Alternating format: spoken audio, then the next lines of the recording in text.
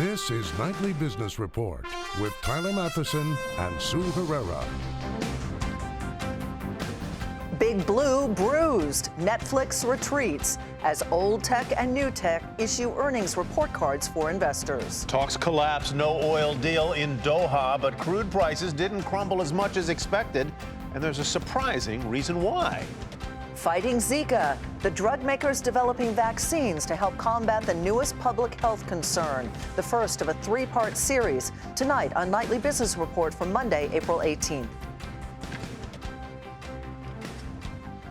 Good evening, everyone, and welcome. The Dow tops 18,000 for the first time since July.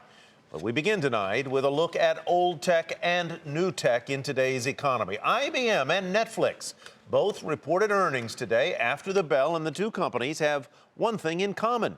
Investors are disappointed. First, Netflix. Shares falling and falling hard initially in after-hours trading. The video streaming service says it won't add as many subscribers this quarter as expected. The reason? Price increases. And on the other hand, the numbers for the most recent quarter weren't bad. Not bad at all. In fact, the company earned 6 cents a share, doubling expectations of 3 cents a share. Revenue a little shy of estimates, but up 24% from the prior year. It was, however, the subscriber forecast that got shareholders' attention and pressured the stock, as you see there. Julia Borston has more now on Netflix's results. The key factor driving Netflix lower in after-hours trading, its second quarter projections, which fell far short of expectations. The company says it expects to add just 2.5 million new subscribers in the quarter, compared to Wall Street expectations that it would add over 4 million streaming subscribers. And with those lower than expected subscriber numbers also comes a lower earnings projection for Q2. So why the shortfall? Some of those expected subscriber additions may have come early. Netflix added more subscribers in Q1 than anticipated. And in Q2, Netflix doesn't have any new launches in new countries. And those launches are what drive new subscriber additions. Back over to you. Thank you, Julia. And now to Dow component IBM, which recorded its 16th quarterly drop in revenue despite beating expectations. Big Blue was also hurt by muted IT spending amid global economic uncertainty. Here are the numbers. IBM earned $2.35 a share. That's much better than the $2.09 that was expected. Revenue also topped expectations, coming in at $18.68 billion, a more than 4% decline from a year ago. As for the stock, an initial pop gave way to a drop in after-hours trading. But IBM's CFO says there's a lot that's working.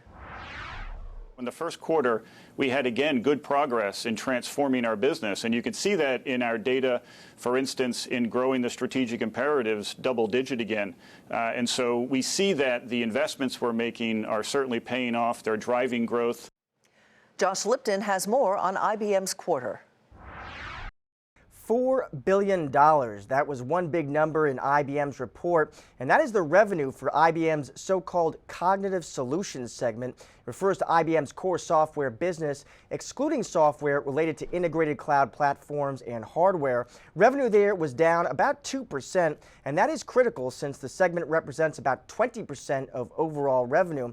Now, David Grossman of Stifel Nicholas and IBM Bull does point out that adjusted for currency, that segment's revenues were marginally higher, and that, Grossman says, could be a sign that this segment is stabilizing. Still, for investors, stabilizing does not look good enough for now, especially since that stock surged nearly 30% since the market bottom in February. For Nightly Business Report, I'm Josh Lipton in San Francisco. Meantime, on Wall Street, the Dow Jones Industrial Average closed above 18,000 for the first time since last summer, as we mentioned at the top of the broadcast. Why? Well, mostly because of a gain in consumer discretionary and healthcare stocks. Stocks shrugged off the negative news out of the energy sector today. More on that in just a moment. By the closing bell, the blue chip Dow Index gained 106 points to finish at 18,004. NASDAQ rose 21 and the S&P 500 added 13. As for oil, prices settled lower by more than 1%, but they were way off the lows of the day. Action in today's oil market was anything but calm. There was a lot of hope and a lot of disappointment after marathon talks between some of the world's biggest oil producers ended this weekend without a deal for a freeze on output. We reported last week that such an agreement would be difficult to achieve. And as Brian Sullivan reports from Doha, it was likely long-standing tensions that got in the way. Saudi Arabia's oil minister was all smiles as he entered Sunday's big meeting in Doha, Qatar, and then the bottom dropped out. 11 of 13 OPEC members, along with Russia and a few other major oil-producing nations, gathered here in this small country along the Persian Gulf to try and agree on a deal that would limit their total oil output with an eye towards stabilizing prices. But as the meeting dragged on with no deal, in an environment one participant told us was, quote, very tense, hopes faded. And after about 12 hours of negotiation, the Qatari oil minister came out to tell the horde of reporters that no deal was struck. The meeting concluded that we all need time for further consultation, and from now till June meeting in OPEC. It appears that ultimately long-standing tensions between Saudi Arabia and Iran may have scuttled any chance for that deal.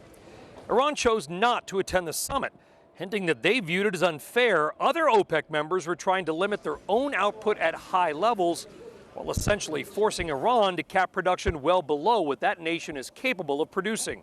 Despite Iran's absence, those in Doha were still optimistic a deal could be struck.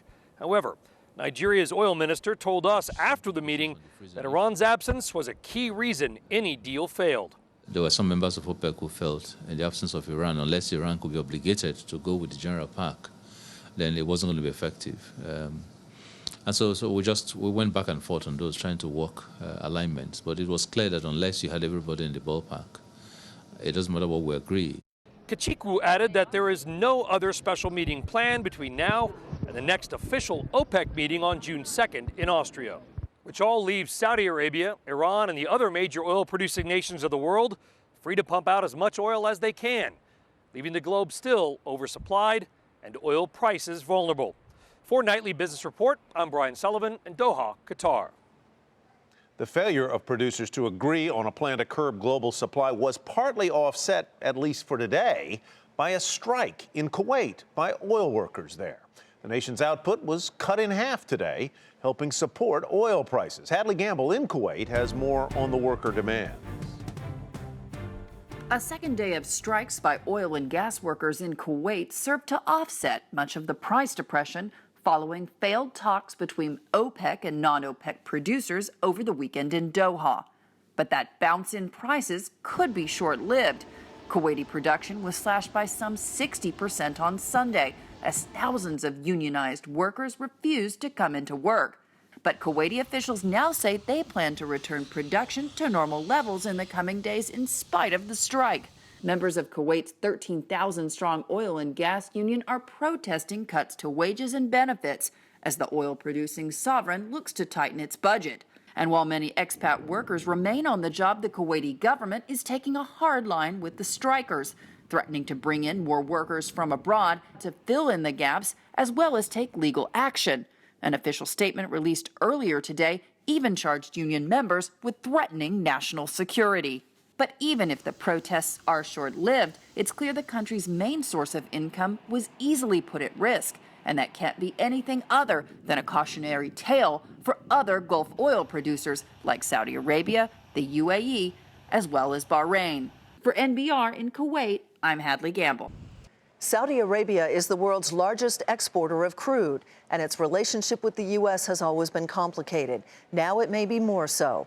Saudi Arabia is threatening to sell hundreds of billions of dollars in American assets if Congress passes a bill that would allow victims of terror attacks in the U.S. to sue foreign governments if found responsible.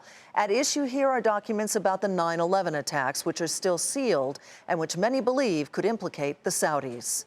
David Malpass, president of his own economic research firm, and SEMA Global, joins us now. Good to see you. As always, David, welcome. Hi, Sue. Let's start, first of all, with the economic implications. Saudi Arabia is threatening to sell off an enormous trove of U.S. securities, among other assets. What would be the implications if they started to do that unwinding process? I think it would be negative. I know people are saying, oh, well, it just would be money moving around, but it's unusual given the size of the Saudi assets. They hold a lot of U.S. treasuries. It's being characterized as blackmail or a threat. But really what I think they're saying is that if these issues are settled in U.S. courts and that opens us up to litigation, we'll have to move our assets away. They would be worried, I assume, about a court order that would freeze their holdings of U.S. Treasury securities. So they're basically saying if Congress passes this law that would potentially allow them to be sued in U.S. courts about 9/11 responsibility, they want to sell now and ask questions later, right? Hi, Tyler. Yes, I think that doesn't mean they sell instantly, but they have to follow the court proceedings or the legislation. And then if there start being court proceedings, they don't want to be exposed to that. We've seen how far-reaching the U.S. court mandates can be, and that's, I think, what they're worried about. But at the heart of this issue is the foreign policy with Saudi Arabia. I think that's very important, and this is taking it in another negative direction. So what needs to be done at this point, David? First of all, do you think it will come to a court order? Do you think it will go that far or not? Well, we don't know if the legislation will pass, and we don't know then if a court would take this up. So those are imponderables. What we know, I gather, is that there are 28 pages of documents that the government hasn't released. So the key variable in all of this is how does the administration handle it? Will they get in front of it and try to make clear what their position is and what they want to do about the problem? You know, there's a core problem at the heart of this, which is the concern that many have that Saudis, some in Saudi Arabia, have been funding radical Islam. And the administration really hasn't had a policy on that. So it's, I think, high time for them to develop a policy and then include this 28 pages in that policy. All right, David, we'll leave it there. Thank you very much. David Malpass with Encima Global. And still ahead, Amazon has been in the payments game for nearly a decade without much success. But it has a plan to change all that.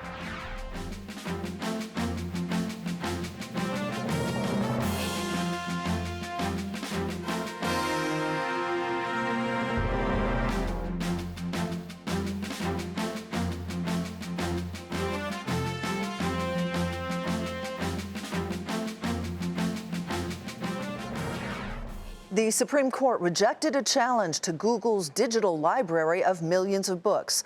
Authors had complained that the project makes it difficult for them to market their work and that it amounted to copyright infringement on a mass scale. An appeals court decision stands that the project was fair use of the author's work. The Supreme Court is also hearing arguments on the White House's plan to defer deportation of more than 4 million illegal immigrants. The business community is watching this case closely, and as Hampton Pearson reports, the court is divided.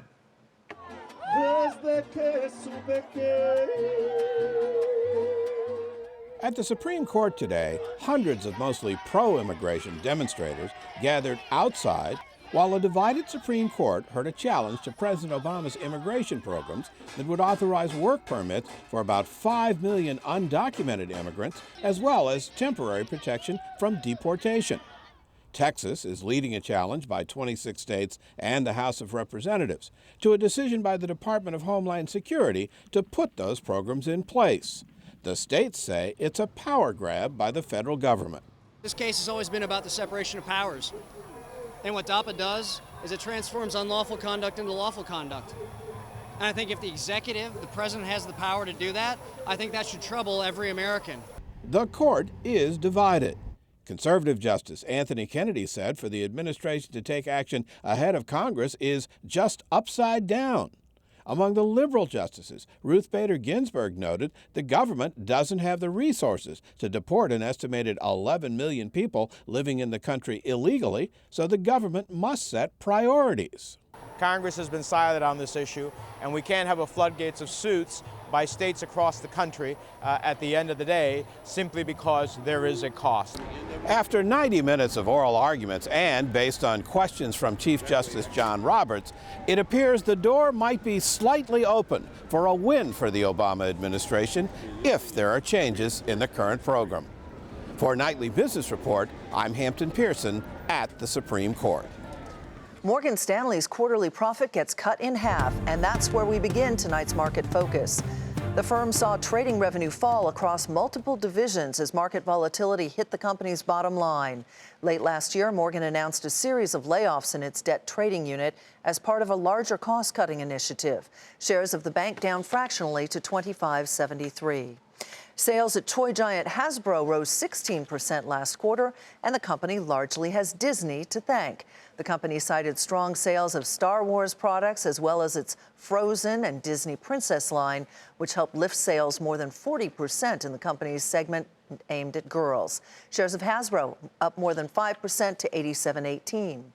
Today is the deadline for potential suitors of Yahoo to submit their bids for its core business, with the Wall Street Journal reporting Verizon leading the pack. Yahoo had extended its original deadline by a week so firms could get their proposals together, and now many appeared to have dropped out. Shares of both companies up fractionally for the day, with Verizon ending the day at $51.73 and Yahoo at $36.52. The beverage and snack giant PepsiCo reporting mixed results as the company missed revenue expectations but did deliver on profit. The company cited strong sales in the United States, which helped to offset some weakness abroad. Shares of PepsiCo down today fractionally to $103.72. Shares of Energy Transfer Equity soaring after the law firm handling its $14 billion proposed acquisition of rival Williams said it may not be able to produce a required tax document as part of the takeover proceedings, potentially snagging the deal. Energy Transfer Equity shares ending the day up more than 10% to $9.85, while investors were not so kind to Williams companies. That stock ended down nearly 5% at $16.68. The biotech firm Illumina gave a preview of its earnings today, with the company saying it expects to fall short of analysts' expectations. In the release, the CEO cited slowing sales of key sequencing products as well as slowed growth in Europe. Shares of the company ended the day in the green at $178.13, but initially fell more than 15% in after-hours trading. Manhattan District Attorney Cy Vance had some harsh words for Apple and other tech companies when it comes to encryption.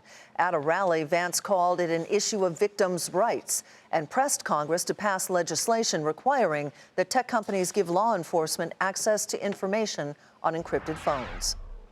Apple has told us that it has moved to this device default encryption to protect its customers. What I want to ask is for Apple to be as interested in protecting its customers who are the victims of crime, many of whom are represented by the groups here today. Who at Apple is going to speak for them? Who at Google is going to speak for them? Vance says his office currently has 230 locked phones involved in cases. There's PayPal, there's Square, and then there's Apple Pay, Visa, MasterCard, Google Wallet. But did you know Amazon is also a player in the fast-growing mobile payments industry? It's not a big one, though, but it wants to be. And Kayla Tausche tells us how it plans to grow in this highly competitive space. Amazon's conquered retail, reading, video content, and shipping logistics, and now the Everything store is setting its sights again on payments, unveiling a new strategy to strike partnerships that make Amazon the cashier for other retailers' websites.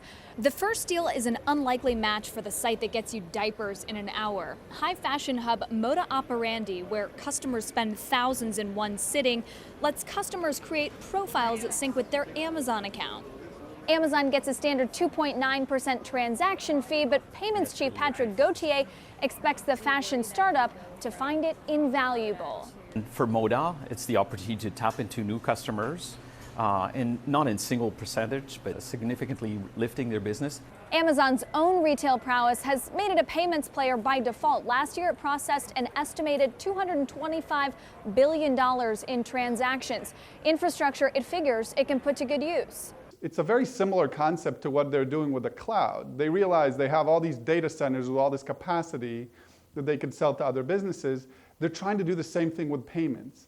Doing so requires going up against PayPal, Visa, and other incumbents who don't have some of the same issues with retailers that Amazon does. Every retailer, or practically every retailer, now sees Amazon as a competitor.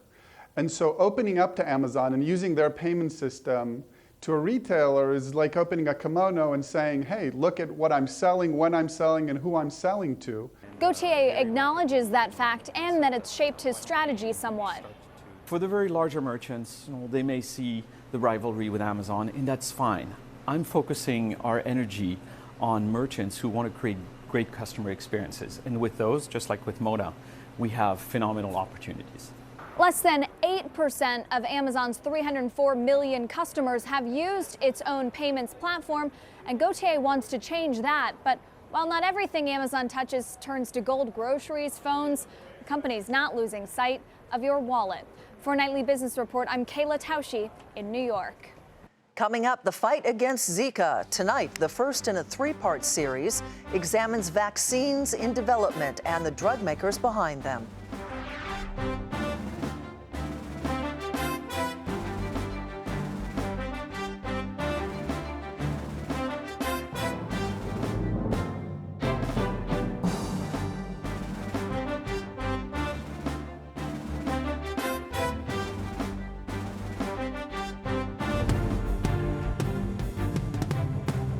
Here's what to watch tomorrow. A handful of Dow components report earnings, including Goldman Sachs, Johnson & Johnson, United Healthcare, and Intel.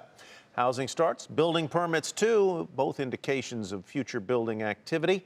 They are due out, and a House committee will hold a hearing on encryption and the debate over privacy versus national security. And that's what to watch Tuesday.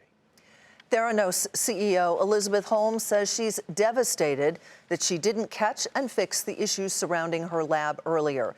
In an interview with Maria Shriver on NBC's Today Show, her first since health regulators proposed banning her startup from the blood testing business for at least 2 years, she says she holds herself responsible. I'm the founder and CEO of this company. Anything that happens in this company is my responsibility at the end of the day. We stopped testing and have taken the approach of saying, let's rebuild this entire laboratory from scratch so that we can ensure it never happens again. The regulator's move comes after the company failed to fix a problem at a California lab. That's according to a letter from the Centers for Medicaid and Medicare Services obtained by the Wall Street Journal. Holmes founded Theranos in 2003 to make blood tests more convenient, comfortable, and less expensive. Theranos is valued at $9 billion. The outgoing CEO of Valiant Pharmaceuticals was deposed today by a Senate committee. Michael Pearson arrived on Capitol Hill to be questioned in advance of his scheduled testimony at an April 27th hearing. The hearing is the panel's third, focused on price spikes in decades-old prescription drugs. The Zika virus is now spreading in more than 40 countries, and it's connected to alarming neurological effects, most notably in unborn babies. As the warmer months approach in the U.S., how is the pharmaceutical industry pitching in the fight against Zika? Meg Terrell, in the first of a three-part series, takes a look at vaccines. Dr. Gary Nabel has a lot of experience when it comes to vaccine development. From my past experience in vaccines, what I learned was that you really need to be way ahead of the curve. Nabel is Chief Scientific Officer of French pharmaceutical giant Sanofi, and he spent more than a decade leading the National Institutes of Health's Vaccine Research Center. What causes you to kind of pull the trigger and really launch a vaccine program is when you see that there are serious public health effects. The Zika virus qualifies. It's spreading actively via mosquitoes through Central and South America, as well as the Caribbean. And the threat it poses to pregnant women and unborn babies has health authorities on the hunt for a vaccine. We have about 5 or 6 candidates lined up to go into vaccine development. Sanofi is among drug makers working on the problem, and it may have a leg up. The company has a vaccine for the dengue virus already on the market. That's in the same class of viruses as Zika. We realized very quickly that we could take advantage of our existing technology and our existing knowledge we could essentially do a similar type of thing. But even accelerated timelines mean years in vaccine development. Dr. Anthony Fauci, director of the National Institute of Allergy and Infectious Diseases, says the most advanced Zika vaccine candidate is likely to enter human testing this year. We're making it up to go into a human phase 1 trial, which is a very early trial, to determine safety and whether it induces a good response. We'll likely do that starting sometime in the fourth quarter of 2016, probably by the end of September. That will take a few months into 2017 to see if it's safe and that it induces the kind of response we want, and whether or not we can go to the next stage of testing. So all of that is already in progress. A key question for the pharmaceutical industry is economics. Sanofi's Dr. Nabel says in some cases, certain vaccines don't get developed because of market failure. Companies developing vaccines for Zika and Ebola, for example, don't project major profits, though they and other experts say our system needs to change to become more proactive in anticipating emerging public health threats and create incentives for earlier vaccine development. For Nightly Business Report, I'm Meg Terrell. And tomorrow, Meg will look at the potential drugs for Zika in development at the world's biggest technology company, Gilead. And before we go, let's take another look at the rally on Wall Street this day. The Dow gained 106 points, catapulting it back above 18,000 at the close for the first time since July. NASDAQ rose 21, the S&P 500 added 13. As for oil, prices settled lower by more than 1% off the lows of the day. An oil worker strike in Kuwait offset the lack of a production deal in Doha. It is so nice to have you back. Nice to be back. Thank you. You were very much missed. Thank you very much. All right, that does it for Nightly Business Report. I'm Sue Herrera. Thanks for joining us. And I'm Tyler Mathisen. Have a great evening, everybody, and we'll see you here tomorrow.